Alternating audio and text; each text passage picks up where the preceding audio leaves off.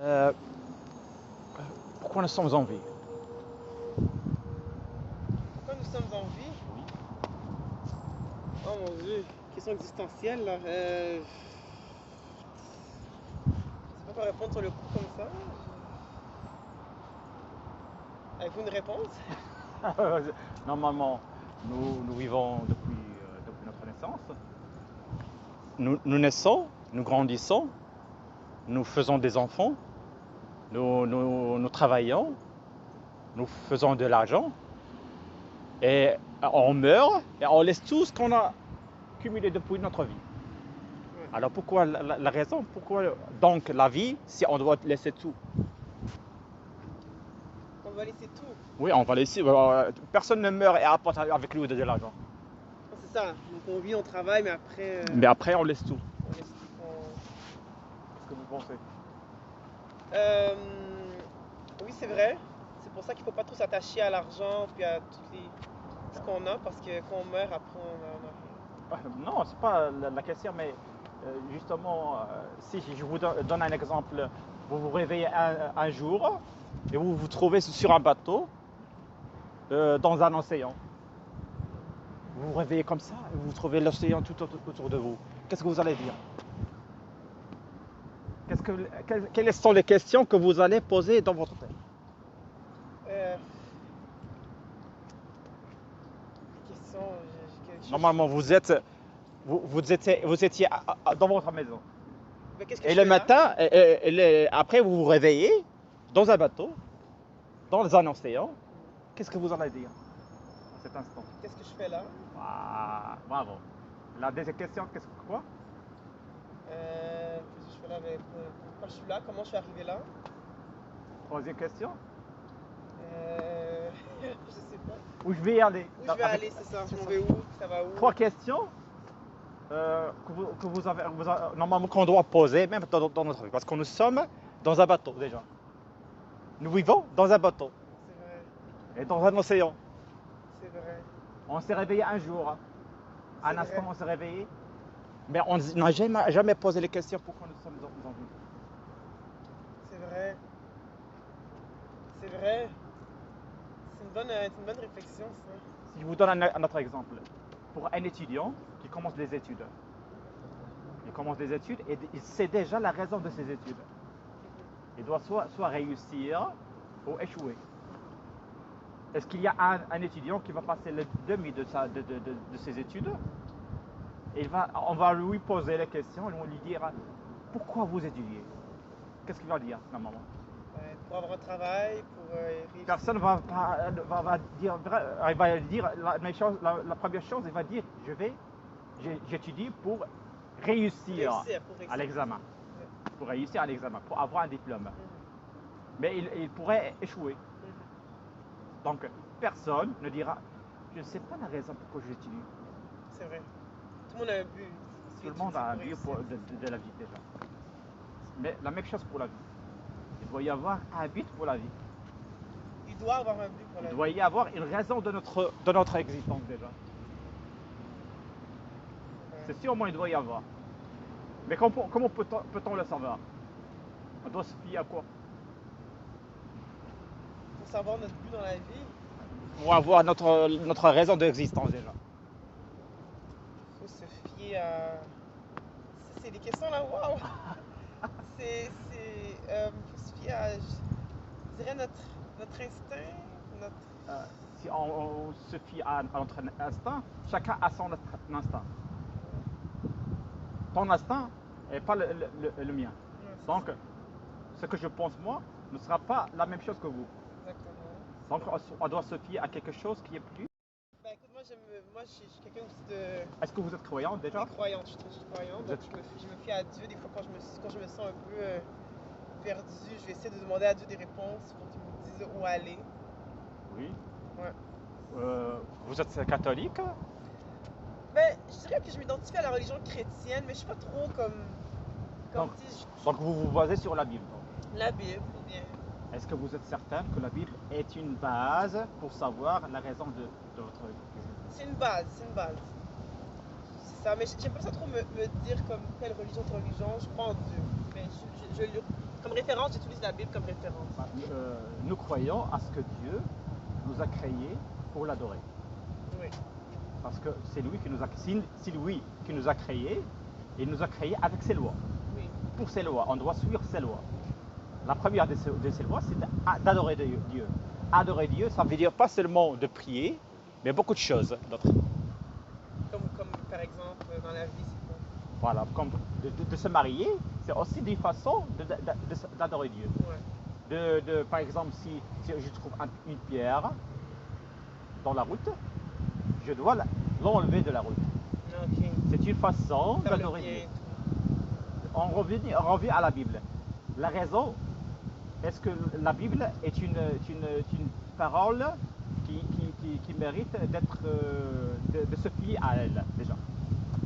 Comment on peut savoir? Parce qu'il y a beaucoup de livres qui se disent être la parole de Dieu déjà. Ouais, Si je vous dis la Bible déjà, est-ce que vous croyez que est-ce que vous savez déjà Jésus parlait quelle langue déjà? c'est pas hébreu? Il parlait araméen. Ah merde, ok, Et vous savez, la première Bible qu'on a trouvée, le premier manuscrit qu'on a trouvé, elle était de quelle langue? De la langue grecque. Grec, ok. Réfléchissez, le premier Bible, la parole de Jésus même, parlait araméen. Et la première version qu'on a trouvée de la Bible est dans une autre langue que celle que parlait Jésus. Oh, ok. Alors, si on a déjà un livre qui est d'une autre langue, comment peut-on savoir que ce livre est la parole de Jésus, alors qu'il n'y a pas de paroles en araméen déjà? Ok, c'est vrai. Comment peut-on traduire une chose d'une phrase qui n'existe pas? Là, donc selon vous, la Bible est comme pas, est pas 100% véridique. C'est pas, faut pas se fier à la Bible, c'est ça que vous voulez dire? Oui, c'est ce que je pense. Mais je veux pas vous contrarier. Non, monsieur, non, je comprends. Mais je vous donne un exemple, si vous voulez, d'accord? Ouais. Ah, d'accord.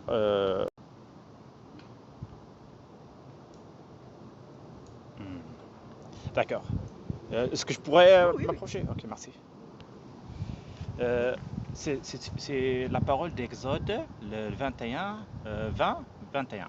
Si un homme frappe du bâton son esclave, homme ou femme, et que l'esclave meurt sous sa main, le maître sera puni. Mais s'il survit un jour ou deux, le maître ne sera point puni, car c'est son argent. Ok. Vous avez compris? Non. Si un homme frappe son esclave avec un bâton, s'il meurt à l'instant même, il sera puni. Mais si il vécut un jour ou 2 jours, il ne sera pas puni. Parce que c'est son argent. Et s'il meurt 3 jours, après 3 jours, il n'aura aucun problème. Le maître. Le maître n'aura aucun problème parce qu'il ne sera pas suivi à cause du meurtre de l'esclave. Mais j'ai compris, mais je comprends pas la leçon dans ça. C'est comme. C'est un problème. Vous ne trouvez pas que c'est un problème? Oui, c'est un problème. C'est anti un esclave. Après 3 jours, il meurt. S'il était, par exemple, il était en coma pendant 3 jours, 4 jours, et après il meurt à cause des frappes de l'esclave, du maître. Il va mourir après 3 jours ou 4 jours. Il ne doit pas être... Ben oui, il devrait être puni, mais c'est ça. C'est une raison pourquoi on ne croit pas à la parole de Jésus, de la Bible déjà. Parce que on ne croit pas à ce que Dieu pourrait demander à un homme de tuer un esclave. Ouais, c'est vrai. Ben sûrement qu'il faut. Peut-être c'est un passage qu'il faut interpréter autrement. Parce que je pense pas que je comprends, c'est possible, mais est-ce que vous pouvez l'interpréter d'autre façon? Ben je sais pas, je comprends textuellement, mais c'est sûr qu'en analysant, je comprends pas le sens de ce que ça veut. Comme pour moi, c'est pas quelque chose qui est bien. Mais... C'est clair, oui, vous avez raison. Mais le problème, c'est ce passage, personne ne pourra l'expliquer d'autre façon. Personne, je vous le dirai. Si vous parlez avec un prêtre, même, vous pouvez aller à un prêtre, vous pouvez lui poser la question. C'est quoi ça? Comment pourrez-vous l'expliquer? Sûrement, vous n'aurez aucune réponse. Ben écoute, ouais, Voici un autre passage, si vous voulez.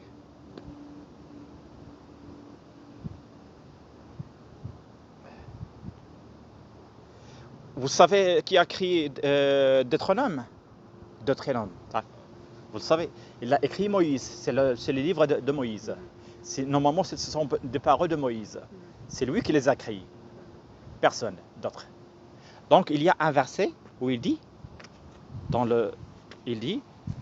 là, à la fin de Deutéronome, il dit, Moïse, serviteur de l'Éternel, mourut là, dans le pays de Moab, selon l'ordre de l'Éternel. Normalement, c'est lui qui doit écrire les paroles. Alors, ce passage-là, il parle de Moïse qui est mort. Qui est mort. Donc, comment pourrait-il écrire un passage alors qu'il est déjà mort? Oh. C'est vraiment... C'est pour ça que moi, la Bible, je ne suis pas une experte de la Bible. Je comprends. Moi, quand je lis la Bible, souvent, je ne comprends pas bien, donc je ne pourrais même pas vous... Est-ce que vous croyez que Dieu, dans la Bible, demandera un jour de tuer des enfants? Non. Je ne pense pas. Va maintenant, frappe Amalek et dévouer par interdit tout ce qui lui appartient et ne l'épargnera point, et tu feras mourir hommes et femmes, enfants et nourrissons, bœufs et brebis, chameaux et ânes. Ben, peut-être que c'est pris hors contexte aussi, c'est ça l'affaire. Le passage, il est pris hors contexte. Il faut les autres passages d'avant, peut-être pour comprendre le contexte de ce passage. Si vous partez, je pourrais vous envoyer ces passages. Je me rappelais de... D'accord. Parce que ça, il n'y a pas de réponse, déjà. Les gens, qu'est-ce que vont dire? Les chrétiens, qu'est-ce qu'ils disent au juste? Ils disent que c'est l'Ancien Testament, c'est pas le Nouveau Testament. C'est ça la réponse qu'ils vont dire. Non, c'est pas le Jésus, c'est l'Ancien Testament. Mais le problème, c'est que Jésus, dans les chrétiens, est le même Dieu qui existait dans l'Ancien Testament. C'est le même Dieu. Okay. Donc, les ordres de Jésus à ce temps de l'Ancien Testament et les ordres de Jésus dans le Nouveau Testament doivent être la même chose. Donc, c'est ce que je pense, moi, que nous pensons, parce que je suis musulman déjà. Ouais. C'est ce que je pense, moi, c'est que normalement, chaque prophète qui vient, il essaie de corriger les erreurs des peuples qui étaient avant. Okay. Quand Abraham est venu pour corriger les erreurs des anciens prophètes, des anciens peuples qui existaient. La même chose pour Moïse. Il est venu pour corriger ce qui était avant. Jésus, la même chose. Et nous croyons que le prophète Mohammed est venu aussi pour corriger ce qui était avant. Et ces erreurs, ce sont là que je vous ai montré. Okay. Donc la Bible, nous ne pourrons pas confier à ces paroles déjà. Parce qu'elle contient des paroles humaines. Ok, mais est-ce que le Coran et la Bible, c'est vraiment deux histoires? Parce que j'ai jamais lu le Coran. Est-ce que c'est vraiment différent de la Bible? Oui, il y a une différence. Mais la Bible dit que ce sont des paroles, des témoignages des hommes. Mais le Coran est la parole brute de Dieu. Les paroles de Dieu. Okay. Pas les paroles des hommes traduites ou quelque chose comme ça. Les paroles en arabe de Dieu, déjà. Ah, ok. Donc, le prophète Mohammed, quand il est venu pour quelle raison? Il est venu pour montrer que Dieu, le message de Dieu, c'est quoi, justement? Dans le Coran, il est dit que le prophète Mohammed est le dernier prophète. Le dernier prophète. Le dernier prophète. Et s'il dit le dernier prophète, il ne doit y avoir aucun prophète après. Okay. Mais on sait que chaque prophète est venu avec des miracles. Chaque prophète, il montre à son peuple des miracles. Jésus est venu pour le peuple du fils d'Israël. Il les a montré des miracles pour montrer qu'il vient de Dieu. Mohammed, la même chose. Il est venu pour apporter des miracles pour le peuple arabe qui existait avec. Pour montrer qu'il existe et qu'il vient de Dieu. Ok. Mais le problème, nous, moi et vous, on n'a rien vu de ça. Ouais, c'est ça. On n'a pas vu les miracles ni de Jésus, ni d'Abraham, ni de personne, ni de prophète Mohammed. On n'a pas vu. Mais Dieu, s'il existe le dernier prophète, doit y avoir un miracle qui existe toujours. Et le miracle que nous croyons qui existe toujours, c'est le Coran. Pourquoi? Parce qu'il est déjà la preuve qu'il est un miracle. Comment? Je vous dirai la raison. La raison, c'est que le Coran, déjà, dans une parole du Coran, il dit que Dieu va protéger les paroles du Coran de la falsification et de le changement. Il va la protéger. Si le Coran est protégé depuis 1400 ans jusqu'à aujourd'hui, les paroles sont les mêmes, déjà, il nous a défiés et il a vraiment, jusqu'à l'instant, il les a protégés. Mais comment il a protégé les paroles du Coran?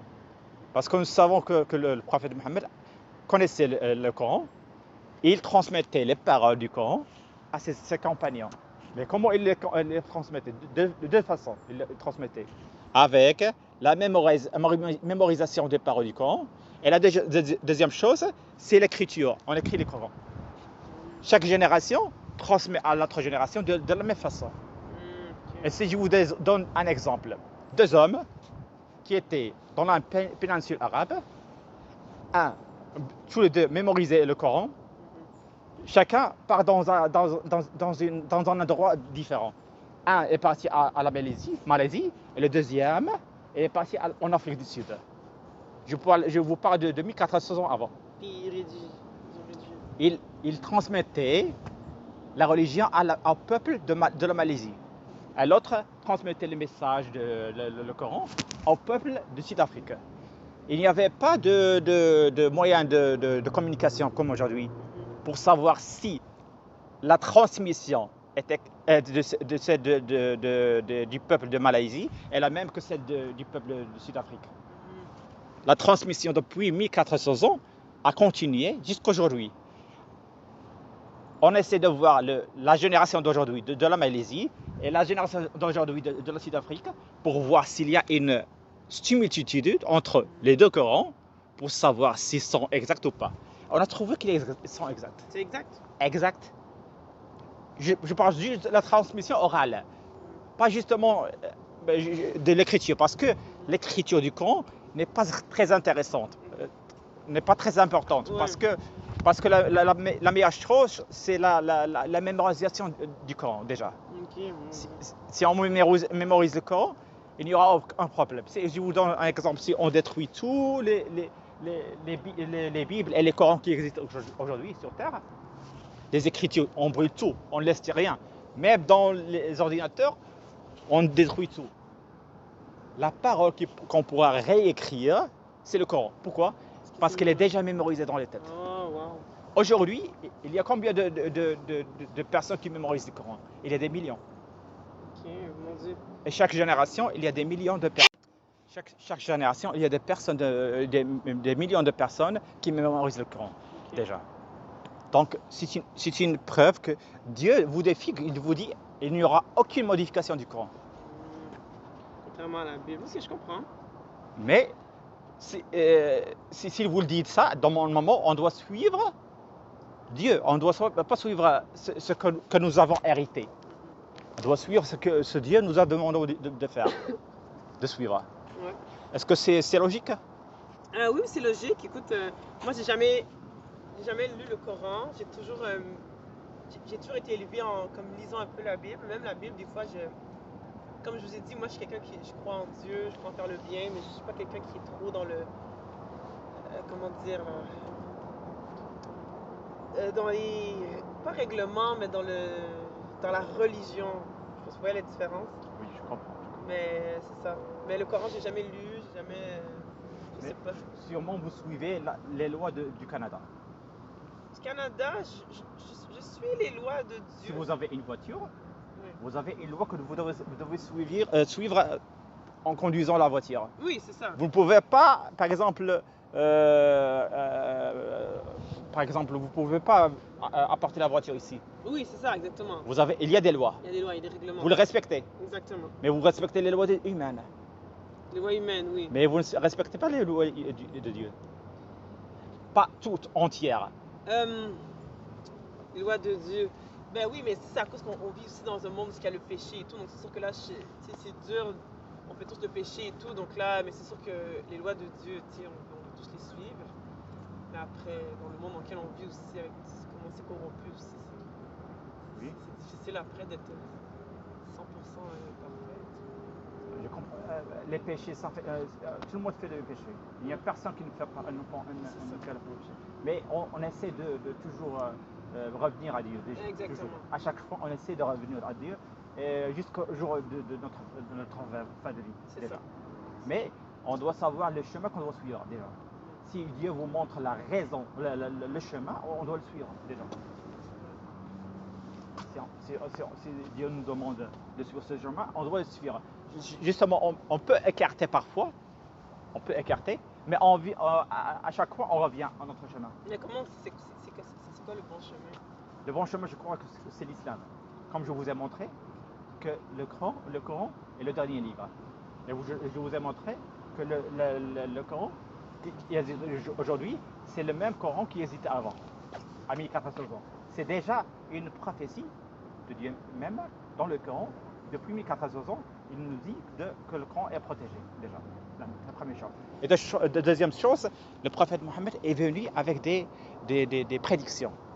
Depuis 1400 ans, il nous a dit que par exemple le peuple arabe, il viendra un temps où le peuple arabe va faire la concurrence en bâtissant des gratte-ciel. Vous pouvez passer ici, je pense. Ah non, c'est bon, je vais mettre debout ici. Des gratte-ciel, vous dites? Ils disent que les Arabes vont faire de la concurrence en bâtissant des gratte-ciel. Et aujourd'hui, vous savez quelle est la plus longue gratte-ciel qui existe aujourd'hui? Non. Il existe en Émirats Arabes Unis. Ah oui. Il a dit la concurrence. Il n'a pas dit la plus grande. La concurrence. Et vous savez que l'Émirat Arabe Unis est concurrencié avec quel pays? Je sais pas. Avec l'Arabie Saoudite. L'Arabie Saoudite, ok. Wow. Le premier bâtiment, le plus grand bâtiment, c'est le Burj Khalifa en Arabie Saoudite, en Émirat. Et le deuxième est le Burj Mecca en Arabie Saoudite. Donc, il était précise.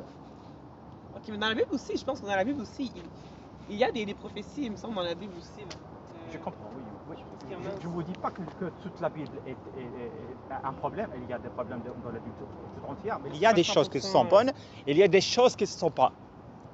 Donc, il doit on doit prendre soit le livre tout entier ou le laisser tout entier.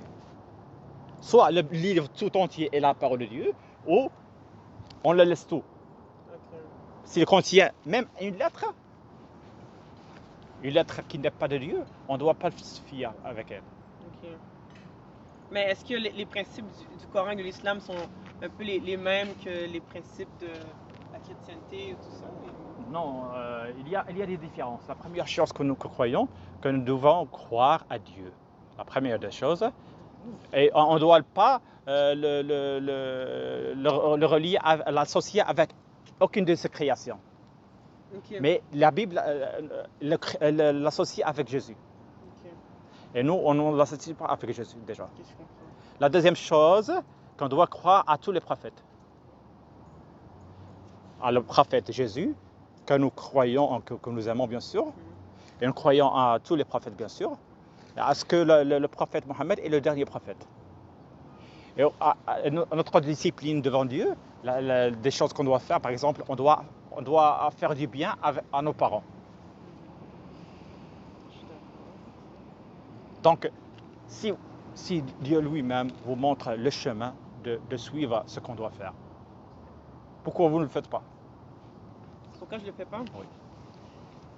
comme je vous dis, dans la vie aujourd'hui, je trouve que c'est difficile. Par exemple, tantôt, vous parliez de mariage et tout.